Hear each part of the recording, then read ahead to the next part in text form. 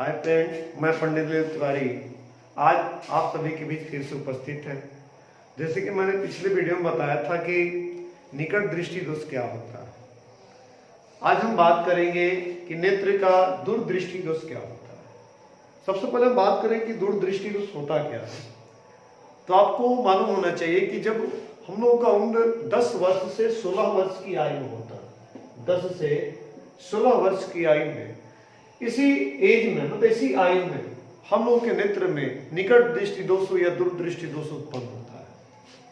तो सबसे पहले इसमें आपको याद रखना है कि उत्पन्न होता है, क्या कारण होता है, और उत्पन्न होता है तो कैसे मालूम चलता है कि दूरदृष्टि दोष है।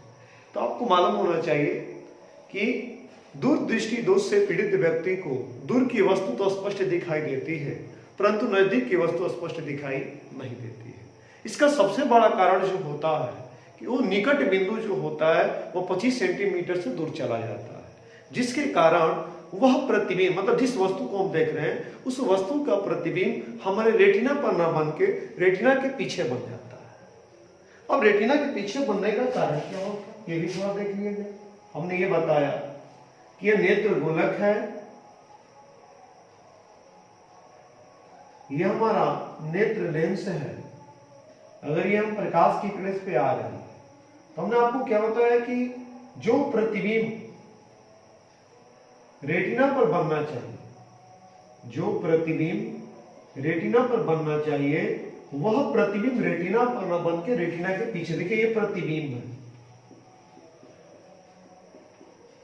यह आपका क्या है प्रतिबिंब है। यह क्या है आपका, यह नेत्र लेंस है। इधर कहीं आपकी वस्तु है, यदि यह वस्तु जो है ये 25 सेंटीमीटर से दूर है, ये 25 सेंटीमीटर से दूर है। ये दूर होने की वजह से इस वस्तु का प्रतिबिंब जो बनना है ये रेटिना के पीछे बनना है।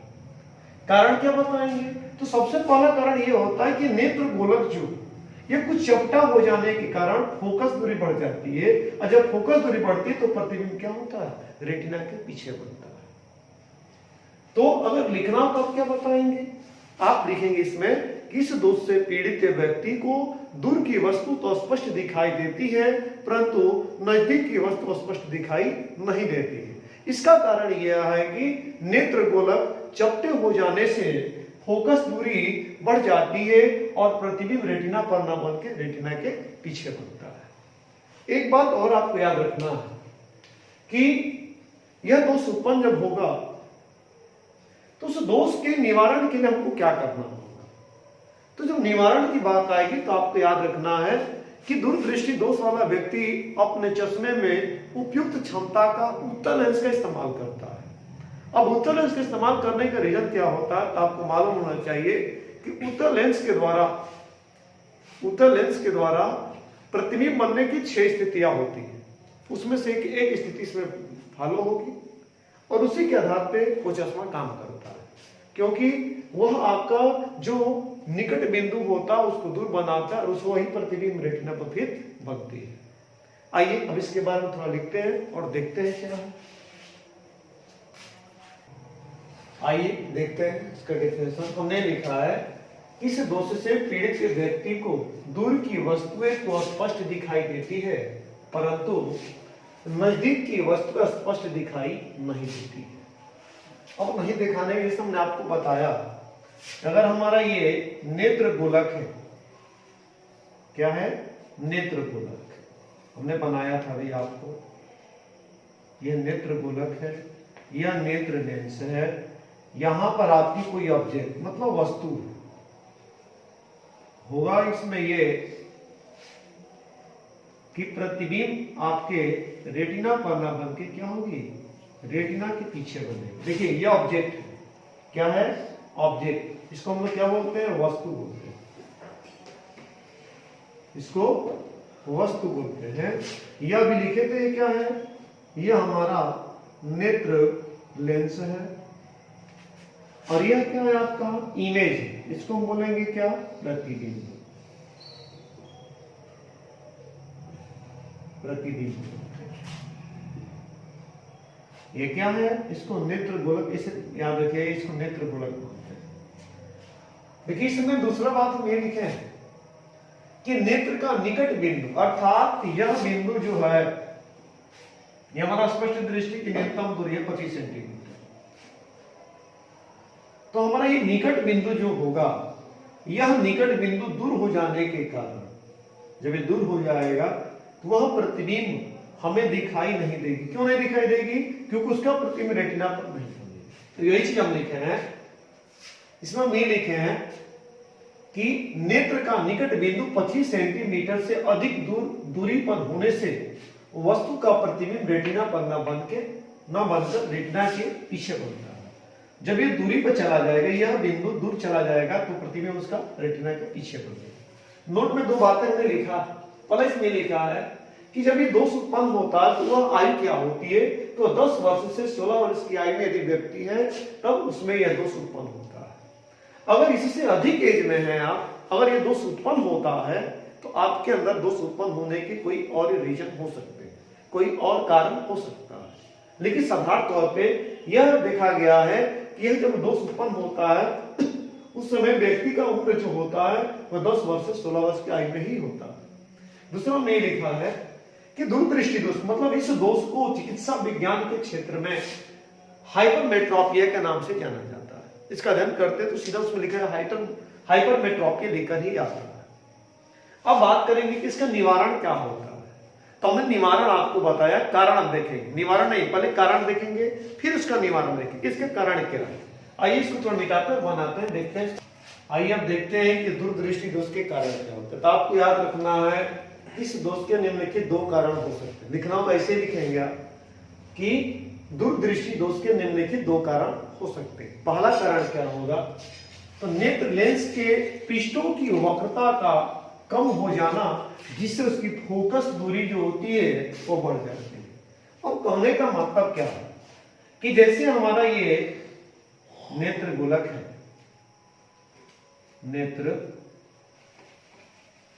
ये हमारा नेत्र गोलक है,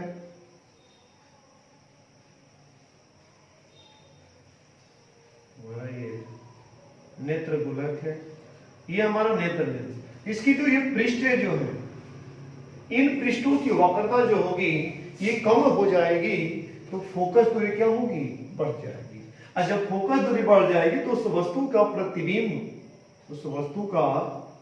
प्रतिबिंब जो होगा वो रेटिना पर ना बन के रेटिना के पीछे कहीं बने, रेटिना के पीछे कहीं बने। क्यों?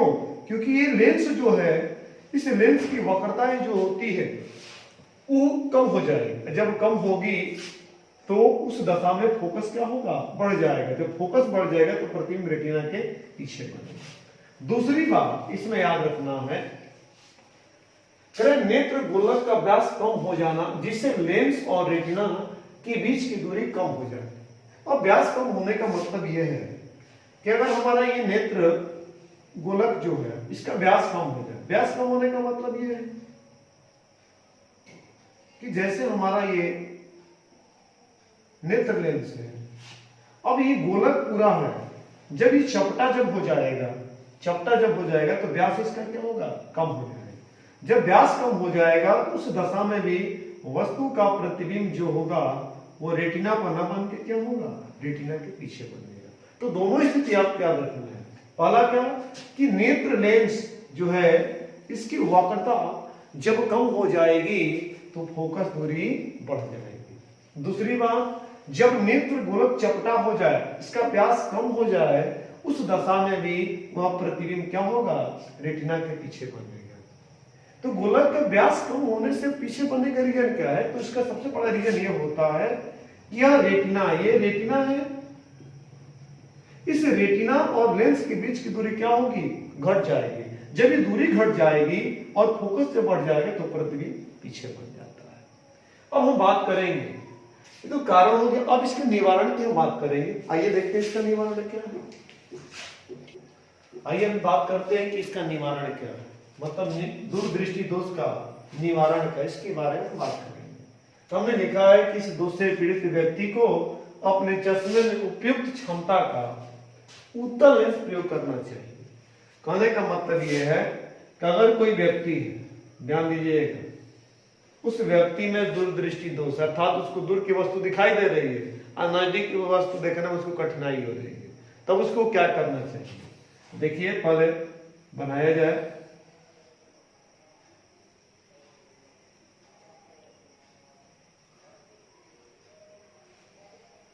अब देखिए इसमें क्या होगा कि मान लेते हैं कि निकट बिंदु मतलब यहां पर क्या है आपकी ऑब्जेक्ट, तो यहां से प्रकाश की किरण ऐसे चलेगी। अब करेंगे क्या कि हम मान लेते हैं इसके लिए हम इसमें क्या करेंगे कि चश्मे का इस्तेमाल करते हैं, और जो चश्मा जो होगा उस चश्मे में उपयुक्त क्षमता का उत्तर लेंस लगा होना चाहिए। यह जो होगा आपका, इसको मान लेंगे कि यहां से ये आता हुआ प्रतीत होता है, ये तो 25 सेंटीमीटर है यहां से यहां तक, और इसकी दूरबिंदु यहां होगी, तो क्या होगा मानेंगे कि यहां से आ रहा है, आभासी टाइप का बन रहा है, और ये प्रतिबिंब जो होगा कहां बनेगा आपका, यह प्रतिबिंब आपका जाकर रेटिना पर बनेगा। इससे क्या मालूम चल रहा है? इससे यही मालूम चल रहा है कि जो हमने चश्मे में लेंस उपयोग किया है वह निकट बिंदु को दूर लाता है, आभासी करता है, और वह आभासी प्रतिबिंब उसमें क्या होता है, रेटिना पर जाकर प्रतिबिंब बनाती है, जो कि वास्तविक प्रतिबिंब होता है। ये याद रखना है कि हमारा क्या है, रेटिना है, इसको हम लोग क्या बोलेंगे, प्रतिबिंब बोलेंगे।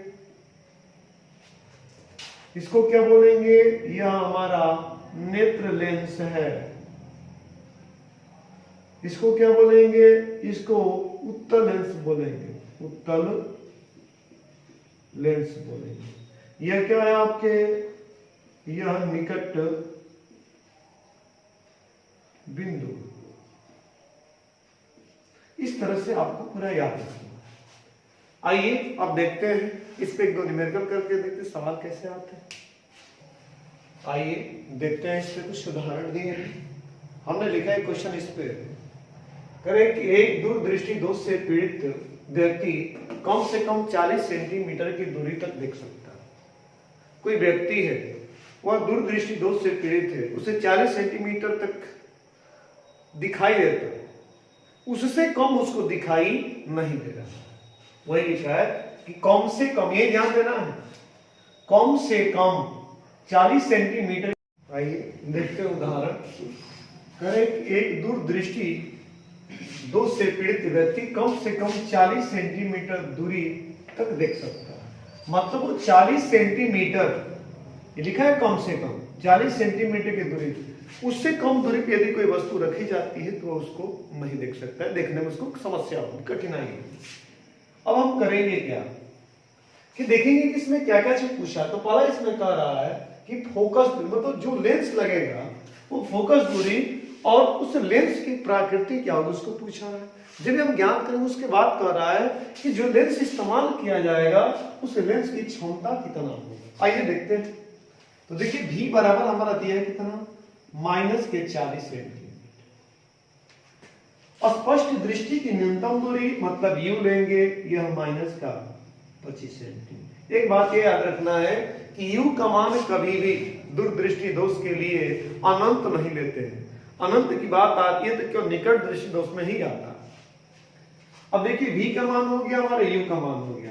हम जैसे f का मान निकालेंगे तो f का मान आने के बाद हमारा p का भी मान आ जाएगा। देखिए हम फार्मूला जानते हैं, लेंस फार्मूला, 1/a बराबर 1/b माइनस 1/u। मानक है 1/f, f तो ज्ञात करना है, बराबर 1/b का मान कितना, -40 माइनस 1/, माइनस u का मान कितना है बाबू 25 सेंटीमीटर। 1/a बराबर, ये माइनस ऊपर चला जाएगा, -1/40। किसी भी भिन्न का हर कभी माइनस नहीं होता है, इसलिए इस माइनस को हम क्या कर दिए, ऊपर लगे, माइनस माइनस प्लस होता है, गुणा करते हैं 1/25।